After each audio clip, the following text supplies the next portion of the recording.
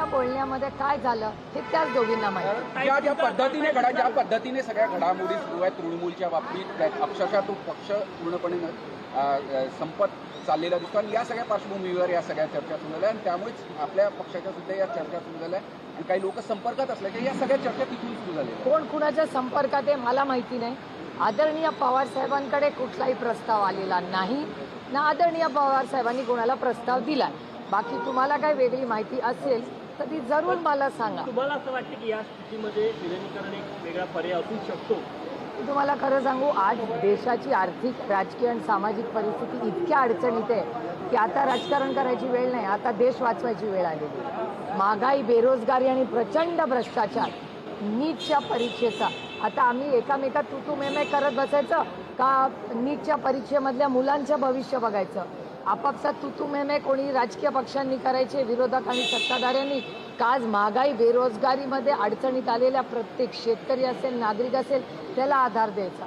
आम्हालाही काही जबाबदाऱ्या आहेत की नाही. लोकांनी विश्वासाच्या नात्याने धोरणात्मक निर्णय घेण्यासाठी आम्हाला आलेलं आहे आणि घरं फोडा, पक्ष फोडा असले उद्योग आम्ही केलेले नाहीत आणि कधी करणारही नाही. आणि आत्ता तृणमूलचं जे मॉडेल आहे ते शिवसेना आणि राष्ट्रवादीपेक्षा काही वेगळं नाही. पहिल्या शिवसेनेवर हल्ला झाला, मग राष्ट्रवादीवर झाला आणि आता तो हल्ला तृणमूलवर होतोय. काही रोहित पवार उपोषणाला बसलेला आहे. तुमची या सगळ्या बाबतीत मी पहिल्यापासून रोहितला विनंती करत होते की असं उपोषण तू करू नको, कारण शेवटी आपली ही मोठी लढाई आहे. अतिशय असंवेदनशील हे सरकार आहे, त्याच्यामुळे त्यांच्याशी लढायला आपली ताकद ही आपण ठेवलीच पाहिजे.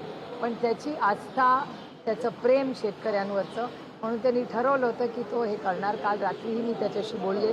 काल दिवसभर तो ताकदीने लढत होता, पण आज सकाळी मी जेव्हा आढावा घेतला 24 तास झाले त्यांनी काही अन्न आणि प्रचंड उन्हाळा आहे, पण शेतकऱ्यांना न्याय मिळवण्यासाठी एक मोठा लढा आज रोहित उभा करतोय, ह्याचा मला सार्थ अभिमान आहे.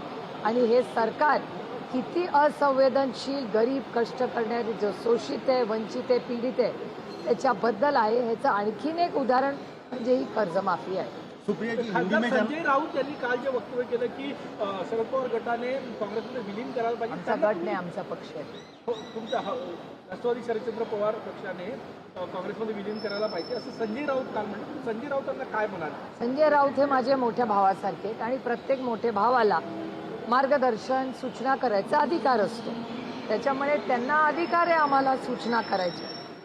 ताई, हिंदी में जानना चाहेंगे, मर्जिंग को लेके जो बयानबाजी हो रही है, कल नाना पटोले ने भी कहा कि इस तरीके का प्रस्ताव पहले आया था, इस पर चर्चाएं हो रही है. हमें कुछ पता नहीं, ना आदरणीय पवार साहब को पूछा कुछ पता है, ना मुझे, ना शशिकांत शिंदे जी, ना जयंत पाटिल जी. हमारे पार्टी में ना किसी ने प्रस्ताव दिया है, ना हमें किसी ने प्रस्ताव दिया, ना हमने दिया है ना उन्होंने दिया है. भारतीय जहाज़ों पर जो हमला हुआ है, 3 लोग मारे गए, ट्रम्प का बयान है वो ईरान ने किया.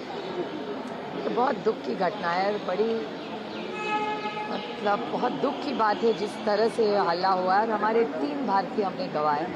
हमारी अपेक्षा थी कि भारत सरकार इसका जवाब ये देना ही चाहिए. हमारे 3 बच्चे गए, इस मिट्टी के वो बच्चे हैं, भारतीय हैं और उसके मान सम्मान में भारत ने एक स्ट्रॉन्ग लाइन लेनी ही चाहिए. और हमारी अपेक्षा है कि भारत सरकार इस पे चर्चा करे और अगर भारत सरकार फॉरेन पॉलिसी में कुछ न कर पाए तो विपक्ष पूरी ताकत से उस फैमिली के साथ है. और हाँ, ये नहीं लड़ पाए सरकार तो हम तो पूरी तरह से उनकी तरफ से भारतीय हर बच्चे के लिए, हर भारतीय के लिए लड़ेंगे.